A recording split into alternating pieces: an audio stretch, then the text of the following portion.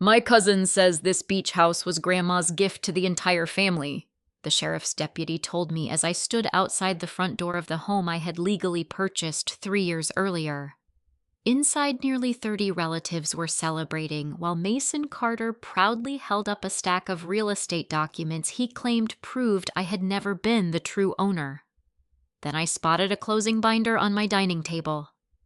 One page looked almost identical to the paperwork I had signed, but I knew that page had never existed. That's when I realized this wasn't just a family betrayal. Someone had rewritten the story, and the original transaction records were about to expose everything. Before we begin, tell me where you're watching from and what time it is in your country. If you enjoy stories about family truth and justice, I'd love for you to subscribe and stay until the end. The first thing I did Monday morning wasn't call my family. It wasn't call the sheriff's office again either. I walked into my law office in downtown Portland at 7:15 a.m., locked my office door, placed the photographs I had taken of that mysterious closing binder onto my desk, and reminded myself of something I told clients almost every week. When emotions are high, documents don't panic. That sentence had carried me through complicated commercial property disputes worth millions of dollars. I hoped it would carry me through whatever my own family had done. My assistant Monica Alvarez knocked lightly before stepping inside with 2 coffees. You look like you haven't slept. I haven't? She set the cup beside me and glanced at the photographs spread across my desk. I take it the weekend wasn't relaxing. I let out a tired laugh. My cousin invited 30 people into my beach house and convinced them it belonged to the family. She stared at me for several seconds. How? I intend to find out. Monica had worked with me for almost 6 years. She knew the difference between ordinary family drama and something that deserved serious attention. She didn't ask whether I was exaggerating. She simply pulled up a chair. Start from the beginning. So I did. 3 years earlier, after nearly 12 years of practicing commercial real estate law, I had finally reached a financial milestone that once seemed impossible. I could afford my dream home, not because someone left me an inheritance, not because my family helped, not because I married into money. I earned it. During my first years as an attorney, I rarely took vacations. I drove the same Honda for almost a decade. Every annual bonus went into investments instead of luxury purchases. Whenever colleagues upgraded houses or bought expensive boats, I quietly added another contribution to my savings account. Commercial real estate can be rewarding, but only if you're patient. Ironically, patience would become the most valuable investment I ever made. The beach house wasn't an impulse purchase. It took almost 2 years of searching before I found it. A modest cedar home overlooking Cannon Beach, large windows, weathered wooden deck. A narrow path leading directly to the shoreline, nothing extravagant. But every time I stood on that deck, the sound of the Pacific seemed to erase months of stress. I knew it was home. The purchase itself was straightforward. My down payment came from years of savings. The mortgage was approved based entirely on my income. The remaining closing costs came from a performance bonus after my firm completed a major commercial development outside Portland. Everything was documented. Every wire transfer, every signature, every disclosure, every inspection. Everything. Grandma Evelyn knew I wanted the house long before I bought it. About 6 months before closing, I visited her one Sunday afternoon. She sat on her porch knitting while I showed her photographs of the property. I think I finally found it, I said. She smiled before even looking at the pictures. I could hear it in your voice.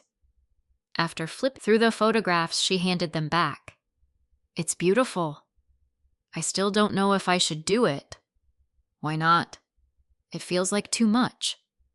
She looked at me for a long moment. Liliana. Yes, If you can buy something honestly without depending on anyone else, don't apologize for it. I laughed. I'm not asking anyone for money. I know. She reached over and squeezed my hand. And I'm not offering any. I raised an eyebrow.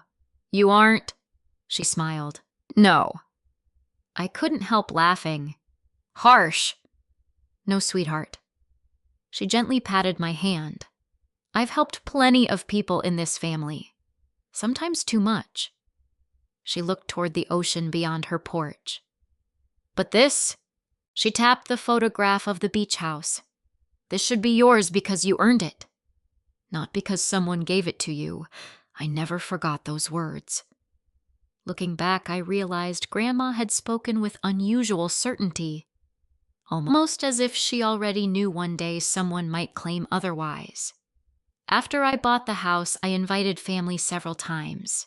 Christmas dinner once, a 4th of July barbecue, Grandma's 78th birthday, a weekend reunion. Nothing unusual. Everyone was welcome as guests. That distinction mattered to me. Apparently, it mattered even more to Mason. The first time he visited, he walked onto the deck and whistled. This place is incredible. I'm glad you like it. He looked out toward the waves. This should become the family's vacation house. I smiled politely. It's available when I'm available. Exactly. He laughed. We'll all make memories here. I didn't think much of the comment. Over the next 2 years, though, similar remarks became more frequent. You should leave a key with Aunt Diane. It'd be easier if everyone had the garage code. Grandma would love seeing the whole family use this place. Each time I answered almost the same way. Just ask first. I'll check my schedule. We'll figure something out. I thought I was setting healthy boundaries. Now I wondered if Mason had heard something entirely different. Monica interrupted my thoughts. So he slowly treated permission like ownership. Exactly. She nodded slowly. And eventually, everyone stopped noticing the difference. That sentence settled heavily between us, because she was right. No one wakes up believing an outrageous lie overnight. People believe stories they've heard often enough. I opened one of the photographs from Saturday, the mysterious closing binder, colored tabs, highlighted paragraphs, sticky notes. It looked convincing, professional, intentional. Then I enlarged one photograph. A document labeled Property Ownership Summary. My stomach tightened. I've never seen this form before. Monica leaned closer. Could someone have recreated it? Maybe. But if they did, they knew real estate. That was the disturbing part. Whoever assembled that binder understood enough legal terminology to make ordinary people trust what they were reading. Not enough to fool an experienced attorney, but certainly enough to fool relatives who had never attended a real estate closing. I reached for my phone. There's one place to start. Within minutes, I was speaking with Linda Chen, the escrow officer who had handled my purchase 3 years earlier. After verifying my identity, she listened quietly while I explained why I needed certified copies of my entire transaction file. When I finished, there was a brief silence. Liliana. Yes. I can absolutely prepare certified copies. I appreciate that. She hesitated. There's something else you should probably know. I sat up straighter. What is it? I didn't think much of it at the time. Another pause. But several months after your purchase closed, she lowered her voice, someone contacted our office asking whether ownership of your beach house could be changed without notifying you. For a moment, I thought I had misunderstood her. I'm sorry, I said. Could you repeat that? Linda spoke carefully, choosing each word as though she were back in an escrow conference room. Someone called asking whether ownership could be transferred without the current owner being present or notified. And your answer? I told him absolutely not. Him, yes. My heart beat a little faster. You remember it was a man. I do. Did he identify himself? I couldn't disclose anything over the phone, so I asked for his relationship to the property. She paused. He said he was family. That wasn't enough. Almost anyone could have said that. When can I come by? This afternoon. I'll have your certified file ready. By 2 o'clock, I was sitting across from Linda Chen in the same escrow office where I had signed the closing documents 3 years earlier. Some things hadn't changed.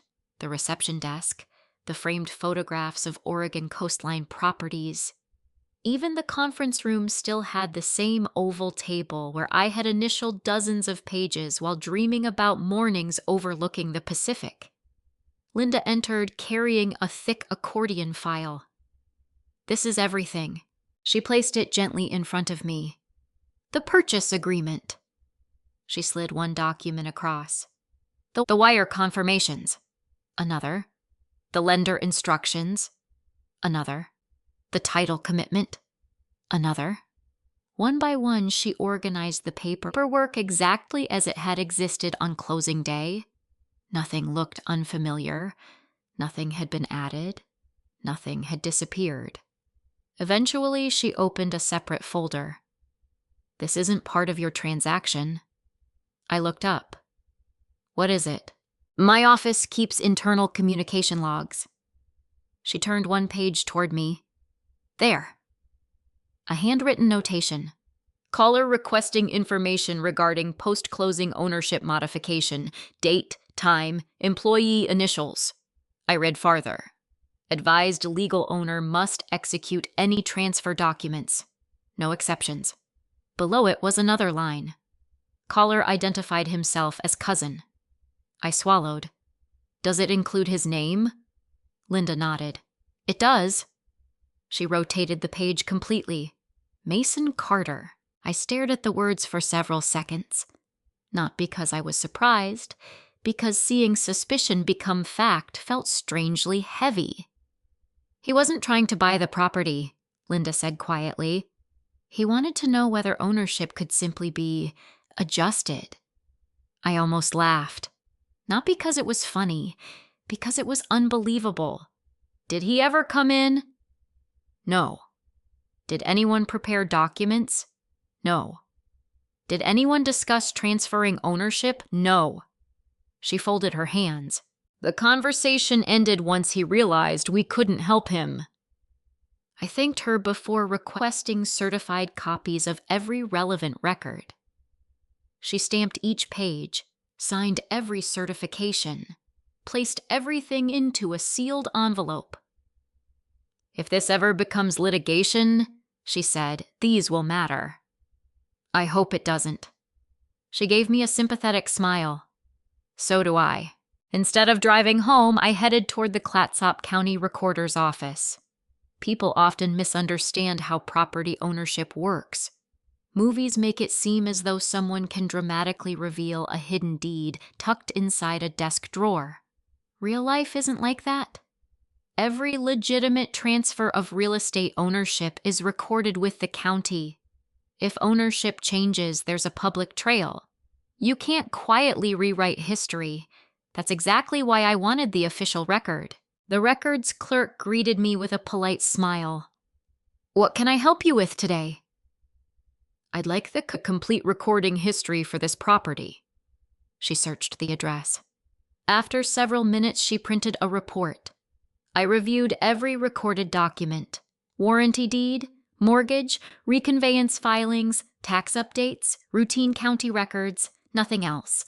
No quitclaim deed, no family trust, no transfer after Grandma Evelyn passed away, no amended ownership, no shared interest, nothing. Legally, the property's history was remarkably simple. I bought it. I still owned it. End of story. The clerk noticed me reading each page carefully. Everything look okay? Actually, I smiled. It looks exactly the way it's supposed to. She laughed. Those are usually the best days.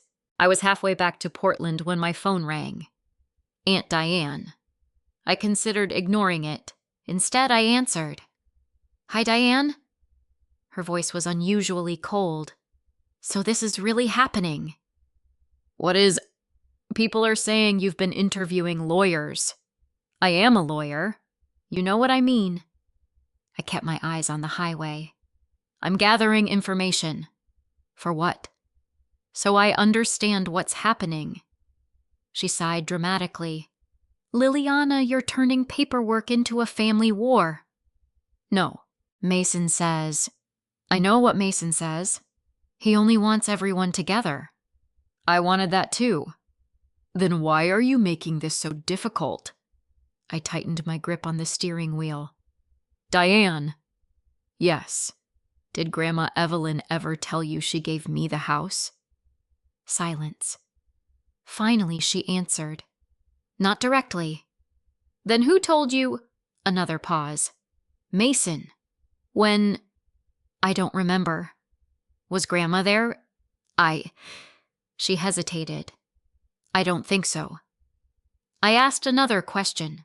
Did you ever see any document proving it? No. Did you ever ask? No. Her breathing became heavier. You don't understand. Then help me understand. We've all been hearing the same thing for years.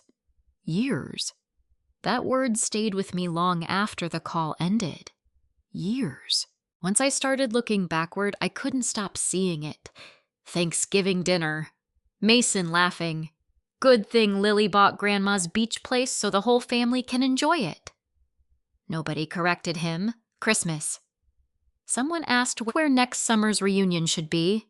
Mason answered before I could. The beach house, obviously. Everyone nodded. My birthday, a cousin joked. You've got the best guest room in the family. Again, nobody asked me. Nobody asked whether the house was available. Little comments, tiny assumptions, repeated often enough. Each one harmless by itself. Together, they became a new reality. I remembered social media posts too. Family pictures on my deck. Captions like, another perfect weekend at the Henderson family beach house, or keeping Grandma's tradition alive. At the time, I barely noticed.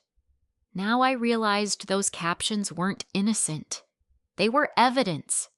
Not legal evidence. Behavioral evidence. Proof that Mason hadn't invented his story overnight. He had been planting it one conversation at a time. One holiday at a time. One photograph at a time. Until everyone stopped questioning it. That evening, after organizing every certified document into chronological order, I noticed something else. The county recording history contained a reference number connected to Grandma Evelyn's estate. It wasn't a deed. It wasn't ownership paperwork. It referenced correspondence filed during probate. Curious, I searched the estate attorney listed on the file, Michael Bennett, the same attorney who had handled Grandma's will. I called his office before they closed. His assistant answered, I understand Mr. Bennett represented Evelyn Henderson's estate. He did. My name is Liliana Henderson. There was a brief pause. I believe there may be estate correspondence involving a property I purchased while my grandmother was still alive. The assistant asked me to hold. Less than a minute later, another voice came on the line. Liliana. Yes. This is Michael Bennett. I appreciate your taking my call. I've actually been expecting it someday. That caught me completely off guard. You have? Yes. Another quiet pause. Your grandmother left instructions that under certain circumstances I should speak with you. I felt my heartbeat quicken. What circumstances? When questions about the beach house finally reached my office. I barely slept that night. Not because I was worried about losing the beach house anymore. Legally, I knew exactly where I stood. The certified escrow records the county recording history, and my original closing documents all pointed in the same direction. The property belonged to me. What kept me awake was something else. Why had Grandma Evelyn expected this? Michael Bennett hadn't sounded surprised when I called. He had sounded prepared. as though my phone call had completed a conversation that had begun years earlier. By 9 o'clock the next morning, I was sitting across from him in a quiet conference room overlooking downtown Portland. Michael Bennett was in his early 60s, soft-spoken with the kind of calm confidence that comes from decades of helping families navigate difficult moments. He greeted me warmly. "I wish we were meeting under happier circumstances." "So do I." He slid a legal pad toward himself but didn't immediately open any files. Instead, he asked one simple question. "How much do you already know?" I summarized everything: the family gathering, Mason's speech, the suspicious closing binder, the escrow records, the county documents, Mason's phone call asking whether ownership could be changed without my knowledge. Michael listened without interrupting. When I finished, he folded his hands. "I'm afraid none of this surprises me." Those 6 words landed harder than I expected. "You knew something like this might happen." "I hoped it wouldn't."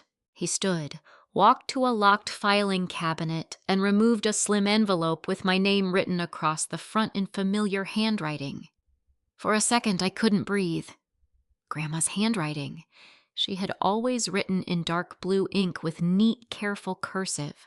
Every birthday card, every Christmas note, every grocery list she tucked into recipe books. I'd recognize it anywhere.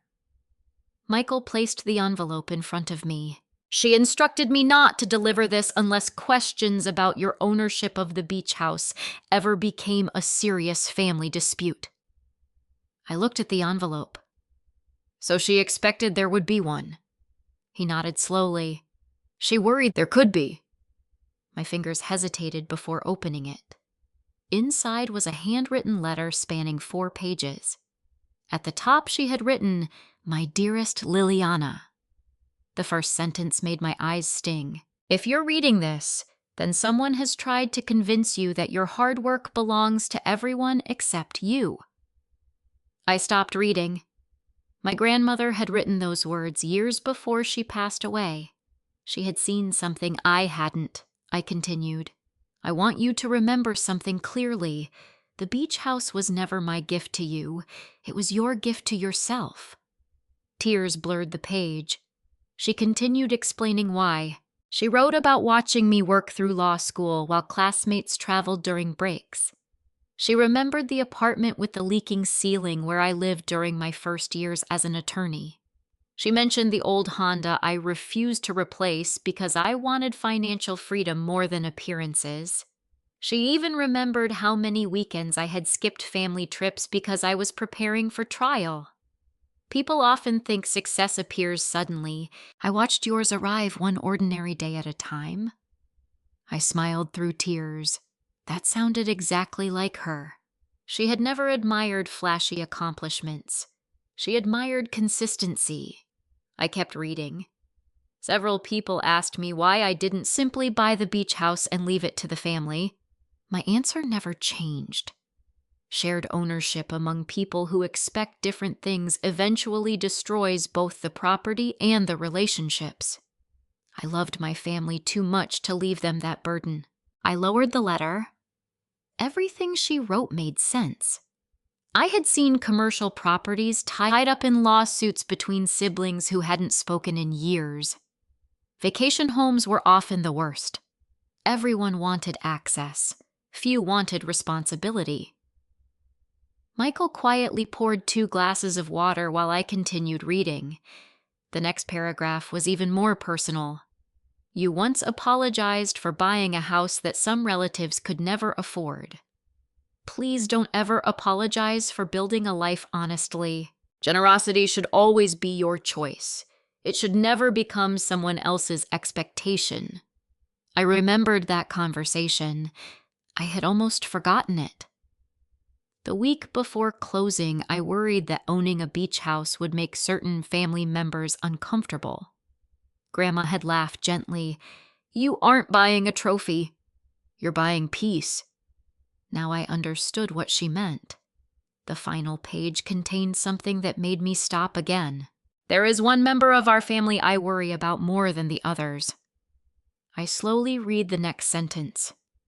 Your cousin Mason has a generous heart in many ways, but he sometimes mistakes access for ownership and kindness for permission. I looked up. Michael met my eyes. She really wrote that. He nodded. Every word. The letter continued. Please don't hate him if he disappoints you. Just don't surrender your boundaries because he makes disappointment sound like love. Silence filled the room. I folded the pages carefully. I wish she were here. So do I. Michael waited until I composed myself. Then he reached for another folder. There's something else. My attention shifted immediately. The county records led me here because of another document. There is another document. He rested his hand on the folder but didn't open it. It isn't a will. It isn't a deed. It isn't related to ownership. What is it? It's correspondence connected to your grandmother's estate planning. I frowned. If it helps explain everything, why can't I see it now?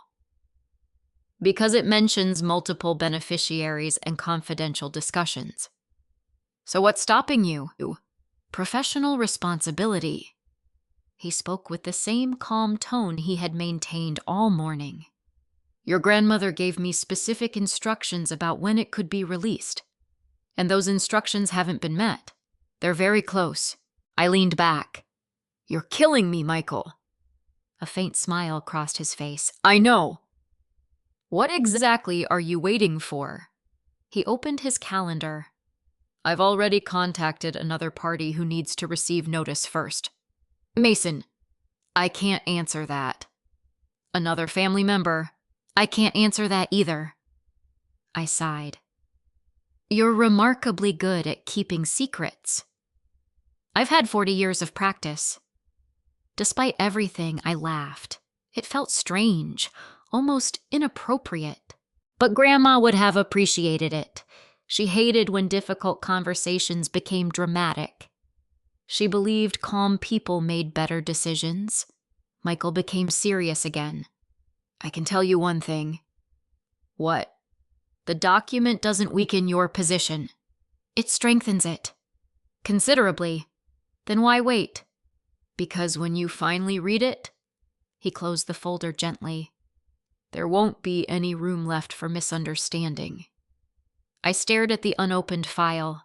For the first time since Saturday, I wasn't wondering whether I would prove the truth. I was wondering how much of the truth I still didn't know. As I stood to leave, Michael walked me to the reception area. I need about 48 hours. I'll wait. You've been patient this far. I've had good teachers. He smiled. Your grandmother would be proud of how you've handled this. I thanked him and walked toward the elevator with Grandma's letter safely tucked inside my briefcase. Outside rain had begun falling across downtown Portland. Instead of rushing to my car, I stood beneath the building's awning and looked back at the envelope one more time. For 3 years, I thought buying that beach house had been the end of a dream. Now, I realized it had only been the beginning of a story Grandma had quietly prepared me to finish. Just as I slipped the letter back into my briefcase, my phone vibrated. A new text message. It was from Mason. We need to talk before you embarrass the family any further. I looked at the message for several seconds. Then I locked my phone without replying. For the first time since this began, I wasn't interested in hearing Mason's version of the story. I was waiting for the document he hoped I'd never see. By Saturday afternoon, the family barbecue was exactly where everyone expected it to be. My beach house. Not because I had offered to host, because no one had bothered to ask. When I arrived, cars lined both sides of the narrow road overlooking the Pacific. Children ran across the lawn chasing one another with water balloons, while music drifted from portable speakers on the deck. From a distance, it looked like the kind of gathering Grandma Evelyn would have loved. Up close, it felt very different. People stopped talking when they saw me. Conversations didn't end completely. They simply became quieter. Some relatives smiled awkwardly, others avoided eye contact. A few looked almost guilty. Mason noticed me almost immediately. He walked across the yard carrying a plate of hamburgers, smiling as though nothing unusual had happened the previous weekend. "There she is." I returned a polite smile. "Hi, Mason. I'm glad you came. I never said I wasn't coming." He laughed. "I figured you'd need a few days to cool off." I wasn't angry. No. That answer seemed to disappoint him. He had probably expected an argument before I even stepped onto the deck. Instead, I accepted a glass of iced tea from one of my cousins and greeted relatives I hadn't seen in months. I wasn't pretending everything was normal. I simply refused to give Mason the confrontation he seemed to be waiting for. For almost 30 minutes, I spoke with people about work children vacations and the unusually cool weather. No beach house, no legal documents, no accusations. Eventually, Mason couldn't tolerate the silence anymore. He tapped his fork against his glass. "Can I have everyone's attention?" The conversations gradually faded. He stepped to the center of the deck, smiling confidently. "I just want to say something before dinner." I leaned against the railing and waited. This family has always believed that some things matter more than money. Several people nodded. "Our traditions." More nods. "Our memories." Someone murmured, "That's right." "Our commitment to each other." Then Mason looked directly at me. "And I hope none of us ever become so attached to property that we forget what Grandma Evelyn really wanted." The implication was obvious. Several relatives shifted uncomfortably. Aunt Diane folded her arms. Uncle Thomas looked down at his plate. Mason continued, "This house has always been about family." He smiled warmly. "I know emotions have been running high. But I also believe we can move forward together." Then he turned toward me. "Don't you agree, Lily?" I smiled. "I agree that family matters." "There we go." He sounded relieved. "But," I continued, "I also think facts matter." The deck became noticeably quieter. Mason chuckled. "Of course they do." "Great." I set my glass down. "Then maybe you can help me understand something." His smile remained. "I'll try. You've said several times that Grandma Evelyn gave this house to the family." "She did."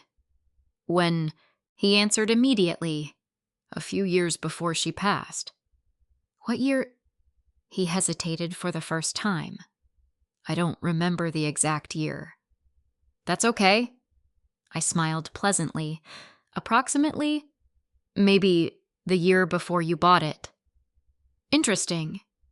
So before I purchased the house..." "Yes." I nodded thoughtfully. "And where did this happen?" "At Grandma's place." "Who was there?" He looked around the crowd.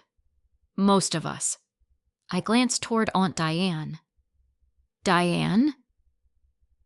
She looked startled. I wasn't there." Mason quickly answered, "Maybe not everyone." I nodded again. "Who specifically remembers hearing Grandma say she was giving the beach house to the family?" Silence. People exchanged uncertain glances. Finally, one cousin raised his hand halfway. "I don't remember hearing Grandma say it." I heard Mason talking about it afterward. Another voice came from behind me. "I thought everyone already knew." Another relative added quietly, "I honestly assumed there was paperwork." I looked back at Mason. "So nobody here actually heard Grandma make that statement?" His jaw tightened. "You're twisting this." "No. I'm asking questions." He folded his arms. "Everyone knows what Grandma wanted." "How?" "Because she said so." "To whom?" He didn't answer immediately. I waited. The silence stretched longer than he expected. Finally, he said, "To me." "Only you." "I spent a lot of time with Grandma." "I know." So she trusted me. I believe she loved you. His expression softened slightly. Exactly. But love and ownership aren't the same thing. That sentence lingered in the air. I wasn't trying to embarrass him. I wanted everyone else to hear the difference. Mason laughed nervously. You sound like you're cross-examining a witness. I've done that for a living for 12 years. A few relatives smiled despite themselves. He noticed. The confidence in his posture shifted almost imperceptibly. I continued calmly. When Grandma supposedly gave the house away, did she sign a deed? No. Did she update her estate plan? I don't know. Did she tell her attorney? I don't know. Did she tell the county recorder? He rolled his eyes. Families don't work like that. Real estate does. No one spoke. I wasn't winning an argument. I was introducing uncertainty. For years, Mason had spoken in conclusions. I was asking questions. Questions are remarkably difficult to argue against when no one knows the answers. Uncle Thomas finally cleared his throat.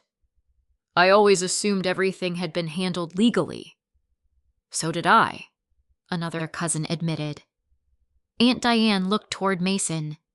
You told me Grandma had already arranged everything. I believed she had. That caught my attention. You believed. Mason realized what he had just said. I mean, he corrected himself quickly. I knew what she wanted. Those weren't the same statement. Several people noticed. I could see it on their faces. One sentence, one correction. Tiny, but meaningful. After another awkward silence, Mason walked toward a cooler sitting near the deck steps. I think we're getting distracted. He reached inside. We don't need to argue over legal technicalities. He stood again holding a manila folder. I actually brought something. My pulse slowed instead of quickened. Whatever was inside that folder, he'd planned this. He pulled out several printed pages. I didn't want to do this. His voice became almost theatrical. But since we're discussing facts, he handed copies to relatives standing closest to him. They should see these. The papers spread quickly from person to person. I stepped forward just enough to glimpse the first page. My name, my email address, one of my old messages, then another, then another. Aunt Diane looked up from the pages. Liliana, it says here you wanted the beach house to become a permanent family gathering place. Another cousin added, you even wrote, this place should always feel like home for everyone. My stomach tightened. I remembered writing those words. I absolutely had. But something felt wrong, very wrong. I reached for one of the printed pages. The email looked authentic. My wording, my signature, my email address, even the date was correct. Yet, as my eyes scanned the conversation, I immediately noticed something impossible. Entire replies were missing. The context had been stripped away. The sentences people were reading weren't lies. They were incomplete truths. And incomplete truths are often more dangerous than outright falsehoods. I looked up at Mason. He wasn't smiling anymore. He was watching me carefully, waiting to see whether I'd panic. Instead, I quietly folded the printed email in half. Then I looked him directly in the eye. Mason? My voice remained calm. Would you mind telling everyone why half of this conversation isn't here? No one spoke. The only sound on the deck was the wind pushing against the railing and the distant crash of waves below the bluff. Mason looked at me without answering. I held up the printed email. This is a real email. Several relatives immediately looked relieved. Then I finished the sentence. It just isn't the complete conversation. The relief disappeared. Mason gave a short laugh. You're seriously complaining because I didn't print every single email you've ever sent. No. I carefully folded the pages and handed them back. I'm saying context matters. He shrugged. The important part is there. Actually, I replied, the important part is exactly what's missing. Aunt Diane frowned. What do you mean? Instead of answering immediately, I opened my phone. I searched my email archive. Every client file at my law firm was backed up through multiple secure servers. My personal email wasn't quite that sophisticated, but I had always kept complete archives. One advantage of spending years handling contracts is that you develop an unhealthy habit of saving everything. Within seconds, I found the conversation. I turned my screen toward Diane. Read the next paragraph. She adjusted her glasses. Her eyes moved across the screen. Then her expression changed. Oh! Mason stepped forward. Give me that. She didn't hand him the phone. Instead, she continued reading silently. The printed copy ended with my sentence. This place should always feel like home for everyone. But the very next sentence, which Mason had removed, said, that doesn't change the fact that it's still my private residence, so please ask before inviting anyone or making plans. Another missing paragraph followed. I'm happy to host family weekends when my schedule allows, but I don't want anyone assuming the house belongs to everyone. Then another. Please don't describe it as the family beach house. That creates confusion I don't want later. Diane slowly lowered the phone. I never saw those. No, I said quietly. You didn't. Mason finally spoke. They weren't relevant. I looked at him. They were the point. Several people nearby began comparing the printed copies with my phone. One cousin frowned. There's a whole page missing. Another flipped through his packet. I thought this was everything. It isn't, I answered. These emails were edited before they were printed. Mason crossed his arms. I shortened them. You changed their meaning. I summarized. You removed every sentence that established boundaries. His jaw tightened. I removed repetition. I shook my head. No. You removed anything that didn't support your story. Silence settled over the deck again. No shouting, no dramatic accusations. Just uncomfortable silence. The kind that appears when people begin questioning something they had accepted for years. Monday morning, Monica and I met with Kevin Ross. Kevin wasn't an attorney. He specialized in digital forensic analysis. Whenever our firm handled commercial disputes involving emails, electronic contracts, or deleted communications, Kevin was usually the first person we called. He greeted us with his usual coffee mug that read, "Nothing is ever really deleted." He glanced at the stack of printed emails. I'm guessing, family, unfortunately. He smiled sympathetically. They're usually harder than corporate fraud. I believe you. I explained everything from the beginning. He listened while comparing Mason's printed copies with my original archived emails. Within 15 minutes, he looked up. They're genuine. I know, but, he nodded. They've been selectively exported. Monica leaned forward. In English. Kevin laughed. Imagine watching a movie where someone removes every scene explaining the main character's motivation. Same actors, same dialogue, completely different story. He opened the email properties. This is why. He enlarged a section of metadata. See these message IDs? I nodded. Every email conversation has its own identification trail. He clicked another window. When someone forwards only selected messages, that trail changes. So these weren't accidental omissions. He highlighted several timestamps. The original conversation lasted almost 3 weeks. The version your cousin printed covers less than 4 minutes of it. Monica blinked. He deleted almost everything. Kevin nodded. Everything that clarified ownership. I leaned back in my chair. That confirmed exactly what I had suspected. There had never been forged emails, only carefully edited ones, which somehow felt worse. Forgery is impulsive. Selective truth requires planning. Kevin continued examining older conversations. I'd like permission to search all archived correspondence involving your cousin. You have it. 20 minutes later, he frowned. Interesting. What? I found another forwarding chain. He enlarged the screen.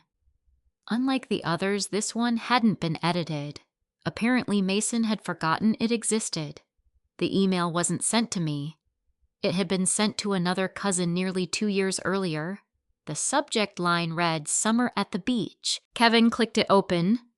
Mason had written, "Don't worry, everybody already thinks Grandma wanted the house for the family." My heartbeat slowed. There was another sentence underneath. Kevin read it aloud.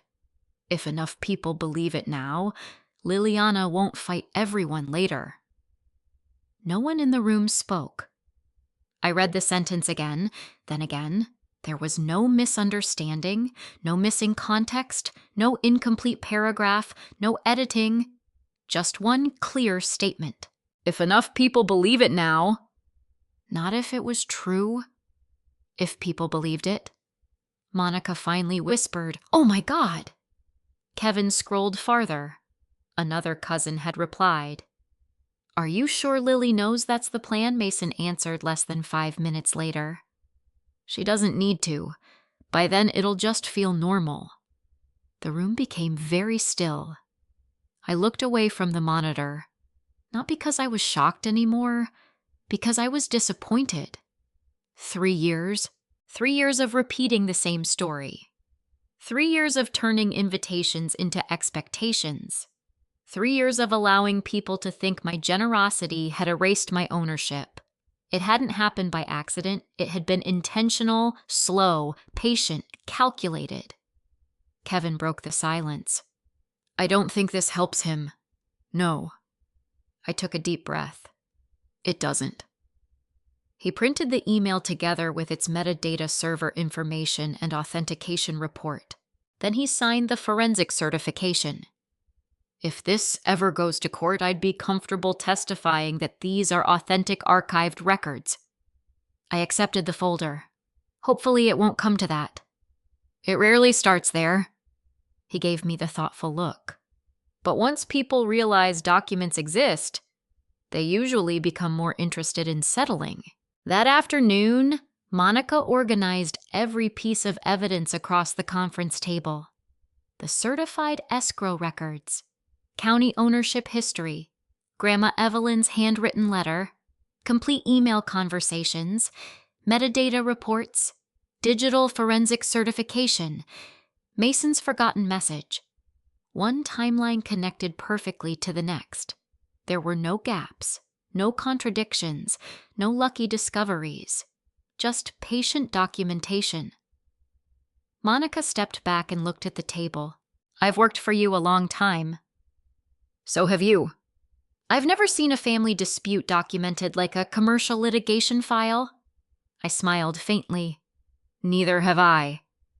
She picked up Grandma's letter. "She knew." "She suspected."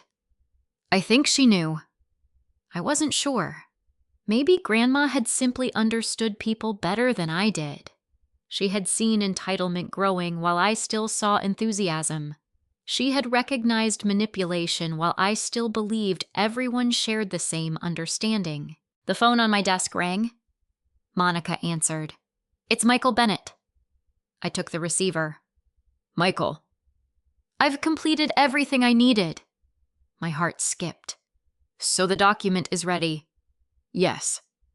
"I'd like you, Mason, and his attorney to attend mediation before I release it." "Mediation?" "I believe it's the proper place." "Why?" He was quiet for a moment. "Because once this document is placed on the table, your cousin will no longer be able to claim he misunderstood your grandmother's wishes." I stared at the phone after Michael ended the call. For the first time since this ordeal began, I wasn't thinking about winning. I was thinking about what it would cost everyone to finally know the truth. Monica quietly closed the evidence folders. When's the mediation? Thursday morning. She nodded. I'll prepare everything. I looked around my office. Every document had been organized, indexed, and labeled. If this had been a commercial property dispute, I would have felt completely prepared. Instead, I felt exhausted, not because I doubted the evidence, because every page represented another crack in a family I had spent my entire life trying to hold together. Thursday arrived gray and rainy. The mediation offices occupied the top floor of a small professional building overlooking the Willamette River. The conference room was intentionally plain. Neutral walls, large wooden table, no family photographs, no personal touches. Places like this were designed to remove emotion from conflict. Whether that was actually possible remained to be seen. I arrived early with Michael Bennett. He greeted me with a reassuring smile. You look calmer. I finally stopped wondering whether I imagined everything. You didn't. He placed one sealed envelope in front of him. It was thicker than I expected. The document? He nodded. It stays sealed until the appropriate time. A few minutes later, the mediator entered. Her name was Karen Holloway, a retired judge with decades of experience resolving civil disputes. She introduced herself warmly before explaining the ground rules. No interruptions. No personal attacks. Everyone gets the opportunity to speak. If we remain respectful, we'll all leave here understanding one another better. I wasn't sure everyone shared that goal. The door opened. Mason walked in first. He looked confident, not arrogant, confident. Behind him came his attorney, Richard Collins, a well-respected civil lawyer from Portland. Richard shook my hand politely. Liliana. Richard. I hope we can resolve this today. So do I. Mason barely looked at me. Instead, he pulled out his chair and sat down with folded arms. Karen began. We're here regarding the dispute involving the Cannon Beach property. She looked toward Mason. Mr. Carter, you've consistently maintained that your understanding of Mrs. Evelyn Henderson's wishes justified your actions. Yes. She turned toward me. Ms. Henderson, you've provided documentation establishing legal ownership. Correct. Karen nodded. Let's begin with areas where both sides agree. Surprisingly, there were quite a few. Everyone agreed I had purchased the property. Everyone agreed the deed listed only my name. Everyone agreed Grandma Evelyn never legally transferred ownership. Richard acknowledged those facts almost immediately. My client is not claiming legal ownership. That caught my attention. Karen noticed too. So the legal title isn't being disputed, no. Richard remained composed. The disagreement concerns Mrs. Henderson's intentions regarding family use. I looked at Mason. He nodded once. Exactly. For a brief moment, I almost felt relieved. At least we were finally arguing about the real issue. Karen invited Mason to explain. He took a deep breath. I loved my grandmother. I know you did, Karen replied. She always wanted this family together. I believe that. The beach house became the only place where everyone could gather. He looked toward me for the first time. Liliana was always generous. She invited everyone. She welcomed holidays, birthdays, summer weekends. He lowered his voice. I honestly believed that's what Grandma wanted to continue. His words were calm, measured, convincing. If I hadn't lived through the past 3 years myself, I might have believed him. Karen turned toward me. Your response? I agree with almost everything he said. That surprised everyone, including Mason. I did invite people. I enjoyed hosting. My grandmother loved family gatherings. I paused. But invitations and ownership aren't the same thing. Karen nodded. Go on. I opened the first evidence binder. No one disputes that I hosted family. No one disputes I wanted relatives to enjoy the house. I placed printed emails on the table. What we're discussing is whether generosity was gradually transformed into entitlement. I walked everyone through the complete email conversations, not selected paragraphs, entire conversations, every missing sentence, every omitted boundary, every request that guests ask permission before making plans. Richard quietly compared the originals with Mason's printed copies. His expression became noticeably more serious. He looked toward his client. "These are complete," I answered before Mason could.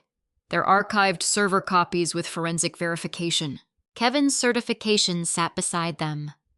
Richard read several pages silently, then he looked at Mason again. "You didn't tell me there were additional emails." Mason shifted in his chair.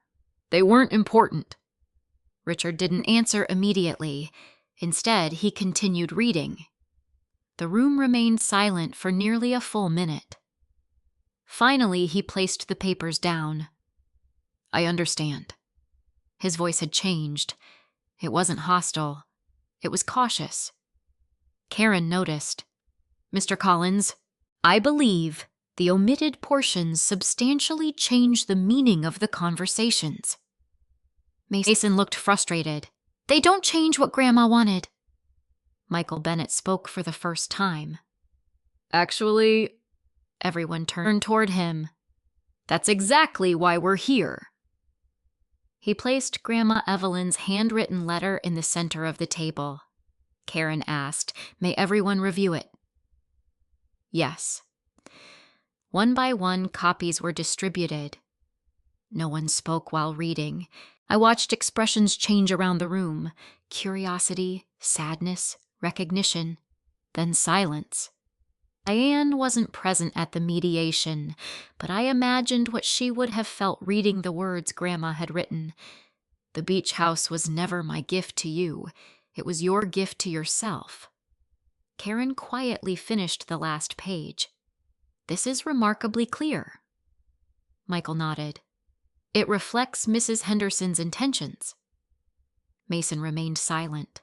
Richard slowly folded the letter. He leaned toward his client. "We need to talk."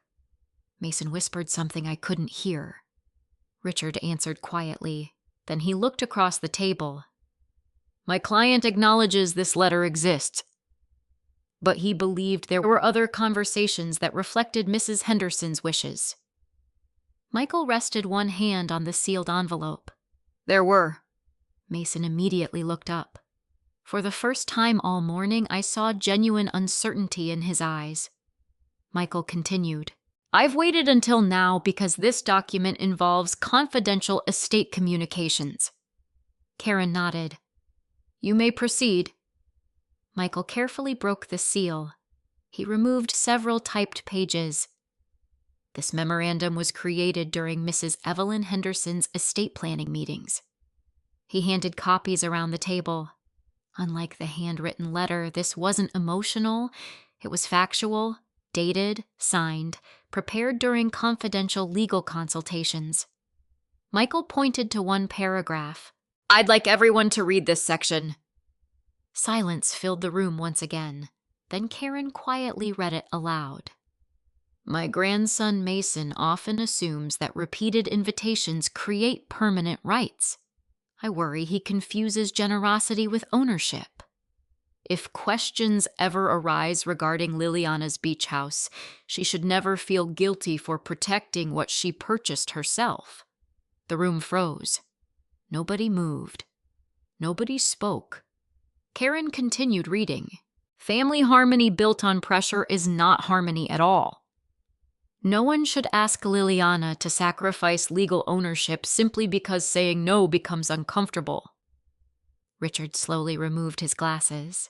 He rubbed the bridge of his nose. Then he looked directly at Mason. "Were you aware this memorandum existed?" "No." "Were you aware your grandmother expressed these concerns?"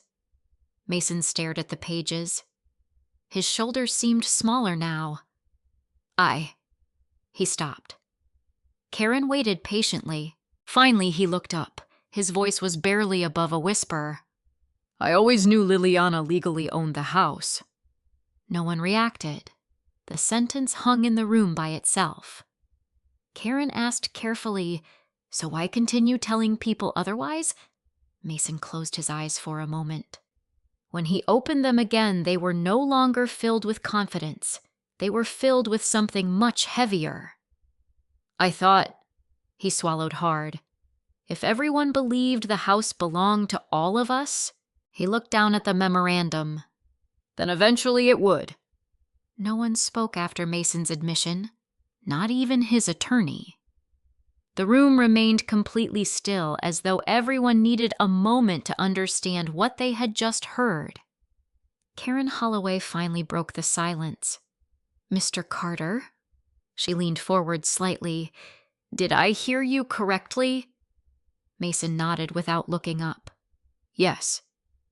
You knew Ms. Henderson legally owned the property? Yes. And despite that, you continued telling family members the house belonged to everyone. He took a slow breath. I did. Karen didn't sound angry. She sounded disappointed. What was your goal? Mason stared at the polished wooden table. I never wanted to steal the house. I believed him. Oddly enough, that wasn't difficult. If he had wanted to forge a deed or secretly transfer ownership, he would have tried years earlier when he called the escrow company. Instead, he'd chosen something much slower, much quieter. He had tried to change people's expectations. I wanted the family to keep gathering there, he said. Karen asked another question. Why didn't you simply ask Liliana? I did. She always said yes. I nodded. I usually did. He looked at me for the first time since his admission. Exactly. You almost never said no. I also expected people to ask. His expression tightened. I thought eventually it wouldn't matter. Michael Bennett quietly spoke. But it did. Mason rubbed both hands together. My grandmother loved having everyone together. She did, Michael replied. I thought if the house slowly became everyone's tradition, he paused, then Lily wouldn't be able to stop it. There it was. Not greed, not money, expectation. He hadn't wanted legal ownership. He wanted social ownership. If enough people believed the beach house belonged to the family, saying no would eventually make me look selfish. It was manipulation, but it wasn't impulsive. It had been built one holiday at a time. Karen looked toward me. Miss Henderson? Yes. Would you like to respond? I took a moment before speaking. I understand wanting family traditions. Mason looked surprised. I really do. I hosted Christmas. 4th of July. Grandma's birthday. I loved those weekends. I paused. What I couldn't accept was someone deciding that my generosity meant I had surrendered my choices. No one interrupted. I continued. When people stop asking permission, they stop seeing you as a person. They begin seeing you as a resource. The mediator slowly nodded. Those words seemed to resonate around the room. Karen suggested a short break. While everyone stepped into the hallway for coffee, Richard Collins remained behind. He approached me carefully. Liliana. Yes. I owe you an apology. You don't. I do. He glanced toward the conference room door. I accepted this case believing there was genuine confusion about your grandmother's intentions. I assumed that too once. He gave a small, tired smile. Had I known about the complete emails, or that memorandum, I would have advised a very different strategy. I appreciate you saying that. He hesitated. I don't believe Mason ever intended criminal fraud. I don't either. But he created something equally damaging.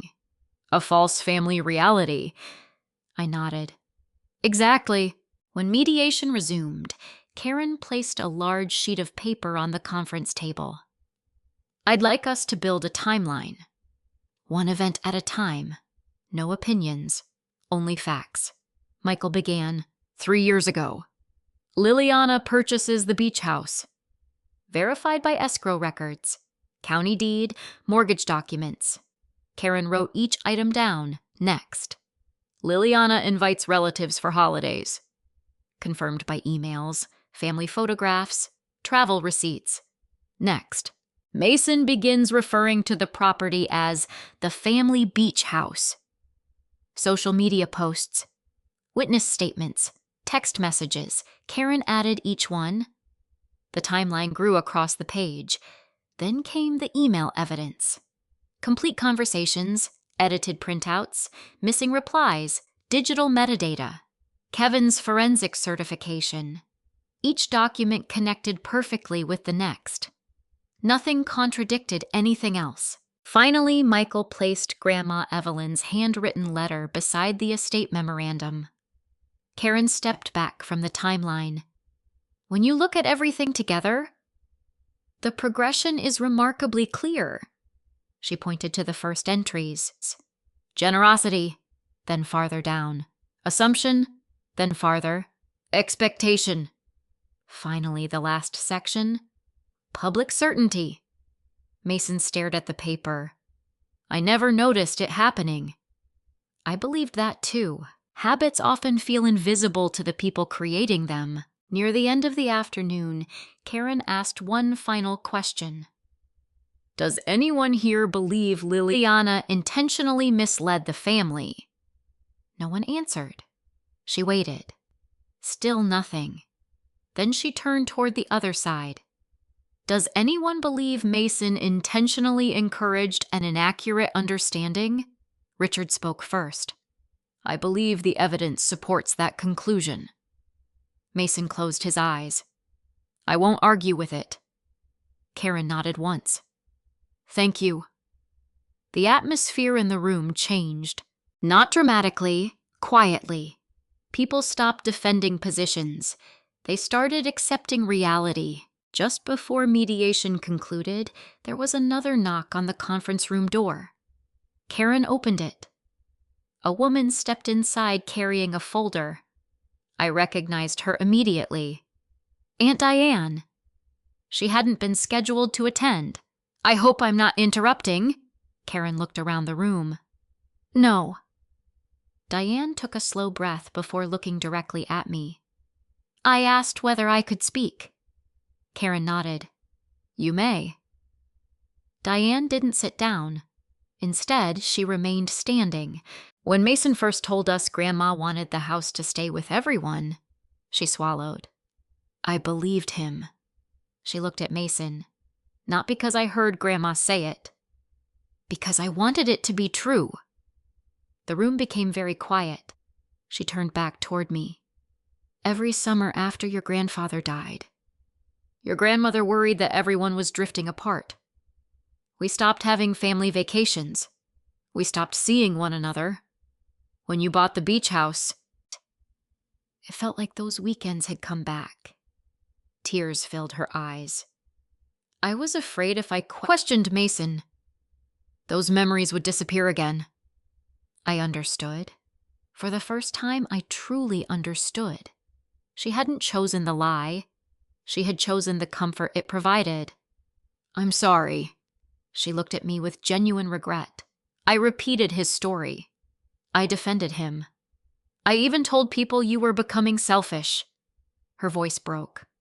I never asked whether any of it was actually true. I walked across the room.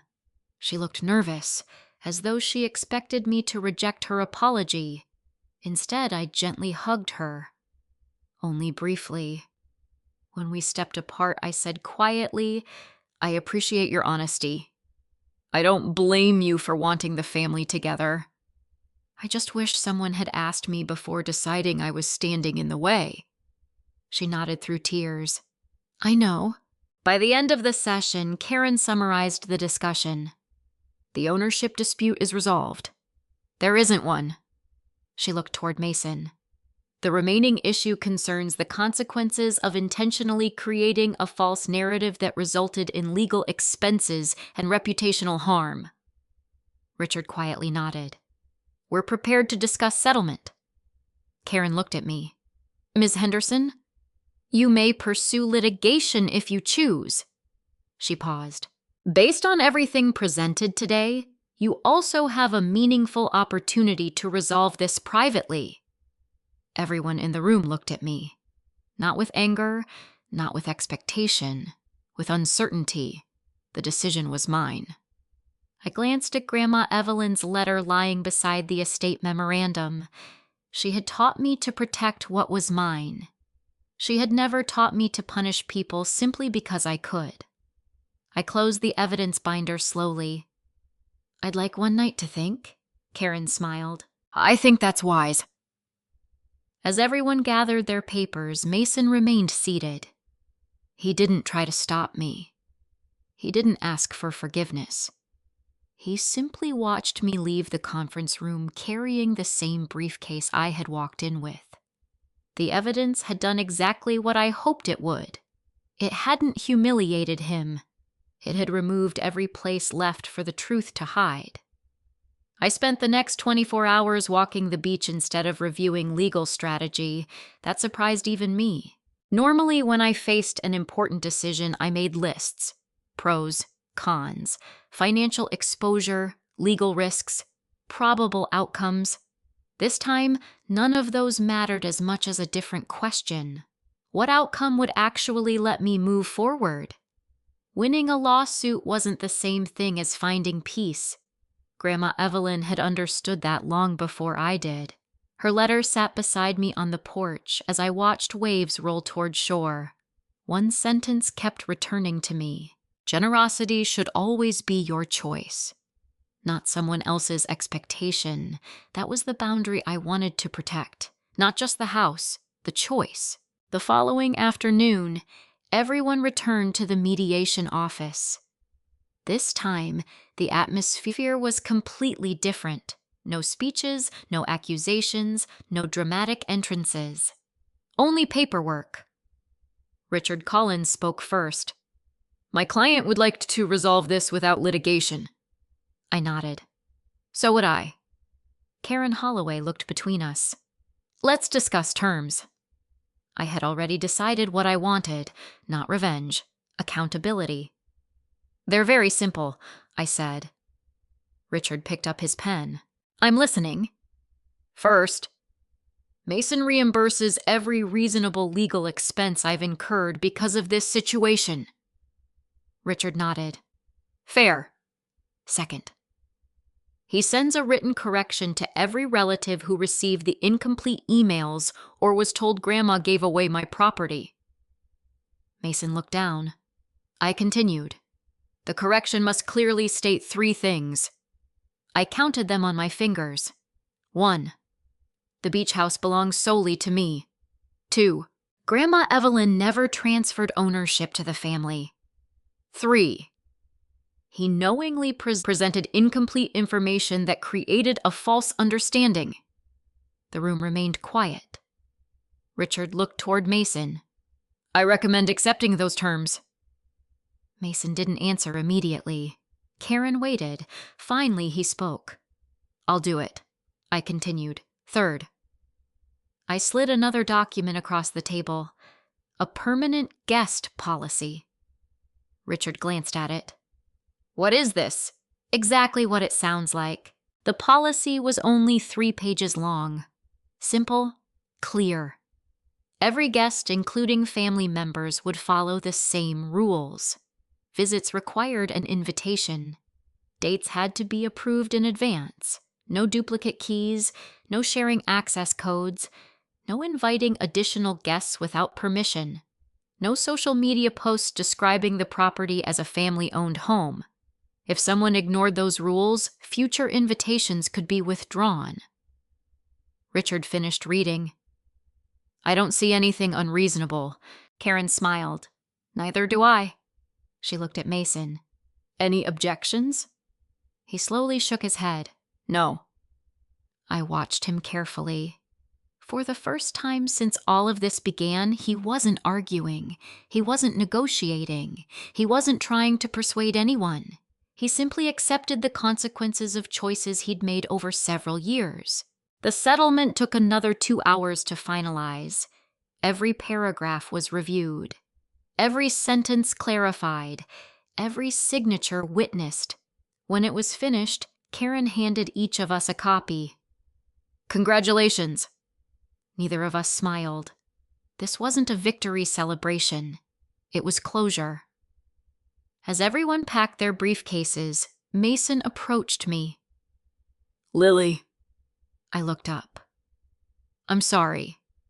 I believed he meant it, but I also understood something important. An apology doesn't erase damage. It acknowledges it. "I know." I really thought, he searched for the right words, that if everyone kept coming together, you'd eventually stop seeing the house as yours. I gave a small nod. "That's exactly what frightened me." He frowned. "I wasn't trying to take it." "I know. You were trying to make ownership irrelevant." He looked surprised, then he nodded. "Yeah." That was probably the most honest sentence he'd spoken in years. 2 weeks later, the written corrections were sent.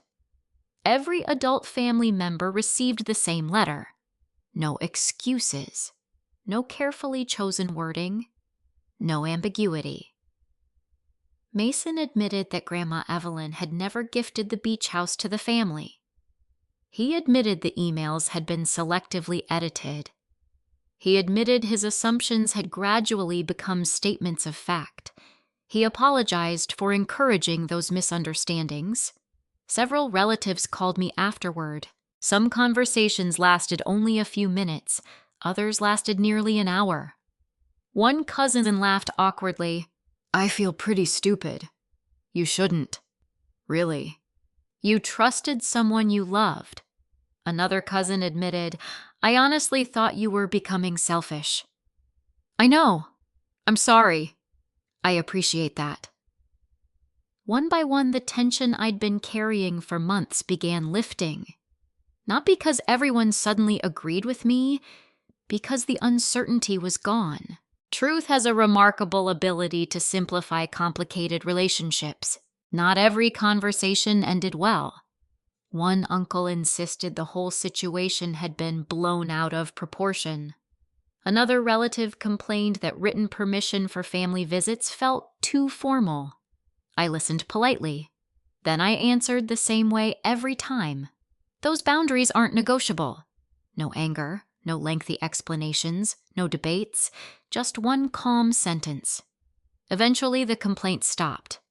People often continue pushing only when they believe the answer might change. Mine didn't. Summer arrived again. For the first time in years, the beach house felt quiet, peaceful, intentional. One Saturday morning, I hosted breakfast for 6 relatives. Not 30, not whoever happened to show up.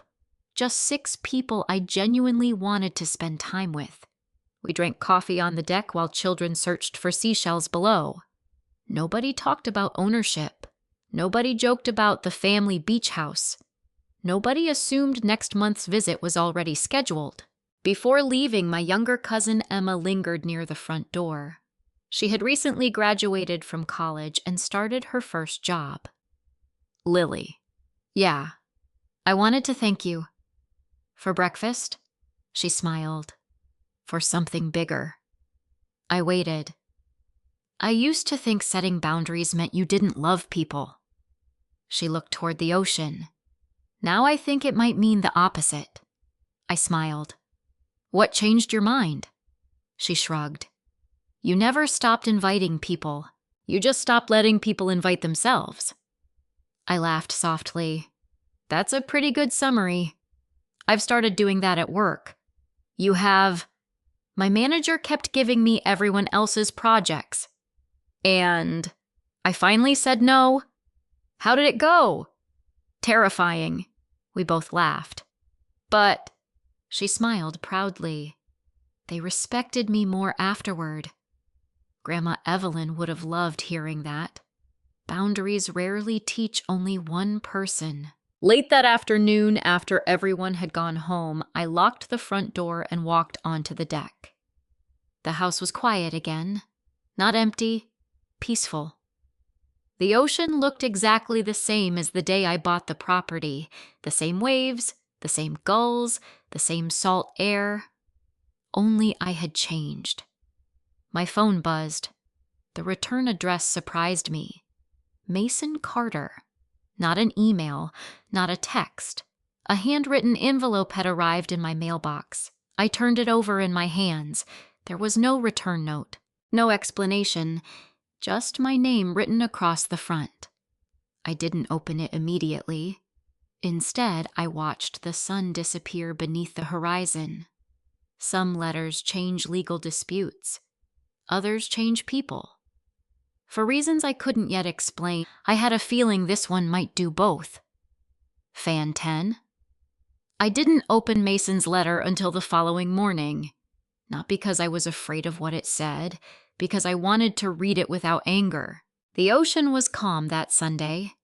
I made coffee, carried the envelope onto the deck, and sat in the same chair where Grandma Evelyn used to watch the sunrise whenever she visited. I took a slow breath and unfolded the pages. The letter wasn't long. There were no legal arguments, no attempts to defend himself. The first sentence surprised me. Dear Lily, this is the first time in 3 years that I've written something without trying to convince anyone of anything. I kept reading. I spent so much time trying to preserve what I thought our family needed that I never asked whether I was destroying the trust that held us together in the first place. That sounded very different from the man who had stood on my deck with a champagne glass only a few months earlier. He admitted he had confused access with ownership. He admitted he had slowly stopped asking permission because I had rarely said no. Most importantly, he admitted something I had hoped he would eventually understand. I wasn't trying to steal your house. I was trying to make it impossible for you to say no. Reading those words hurt more than I expected, because they were true. If enough people believed the house belonged to everyone, refusing a visit would no longer seem like a reasonable boundary. It would look like betrayal. That had always been the real plan, not changing the deed, changing the expectations. The final paragraph was simple. I don't expect forgiveness. I don't expect another invitation. I only hope that someday when people tell the story of what happened, they'll also remember that I finally admitted the truth instead of making you prove it forever. There was no request for a reply, no request to meet, just his signature. I folded the letter carefully and placed it beside Grandma Evelyn's handwritten note. 2 very different letters. One had prepared me for this journey. The other finally acknowledged it. A month later, Aunt Diane called. There are a few of us getting together for lunch. I know things are still complicated, but would you come? I will. There were only 7 people at the restaurant. No speeches, no awkward apologies every 5 minutes. Just lunch. We talked about work, gardens, vacation plans. Emma had been promoted. Uncle Thomas had retired. Someone argued about baseball. For the first time in a long while, nobody mentioned the beach house. Halfway through the meal, Diane smiled at me. You know... What?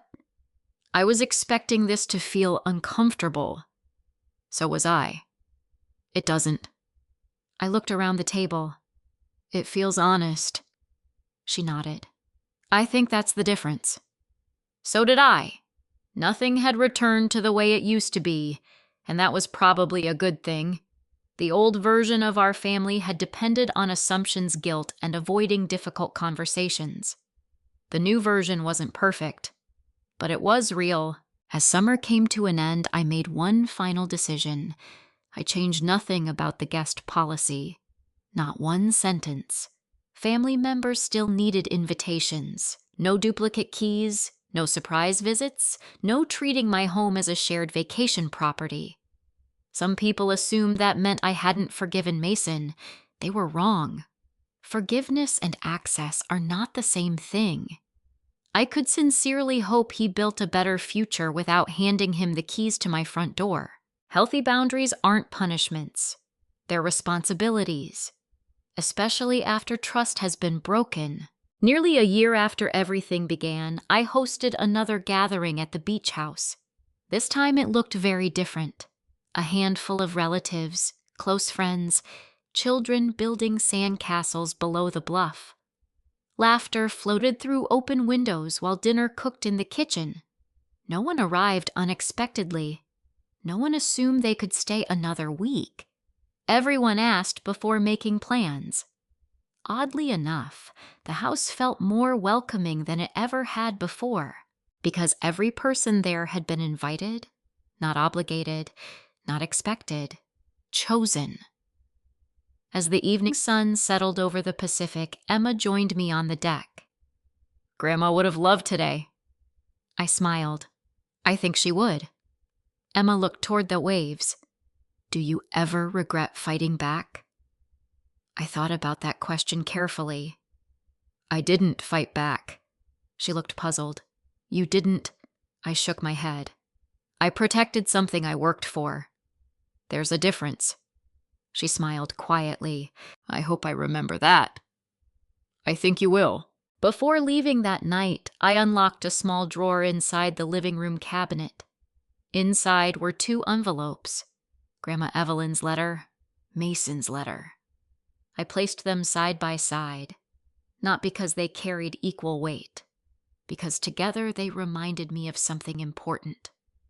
One letter showed me who I wanted to become. The other reminded me what happens when good intentions are allowed to cross healthy boundaries. Neither would ever be thrown away. Both had earned their place. I switched off the lights and stepped outside. The waves sounded exactly as they had on the day I first toured the property. The house had never really been the prize. Peace was. And unlike a beach house, peace couldn't be inherited, borrowed, or claimed through repetition. It had to be built, one honest decision at a time. Life has a way of testing the boundaries we never imagined we'd need. Sometimes the people who pressure us the most aren't strangers, they're the people we love. That can make saying no feel like betrayal, even when it's the healthiest answer. If you've ever been treated as though your hard work belonged to someone else simply because you're family, I hope this story reminds you that protecting your boundaries is not an act of revenge. It's an act of self-respect. Forgiveness can open the door to healing, but it does not require restoring the same access that allowed the hurt to happen in the first place. Trust is rebuilt through consistent actions, not hopeful words. Families don't become stronger by avoiding difficult conversations. They become stronger when honesty replaces assumptions, accountability replaces excuses, and respect replaces entitlement. I'd love to hear your thoughts. Have you ever had to set a difficult boundary with someone you cared about?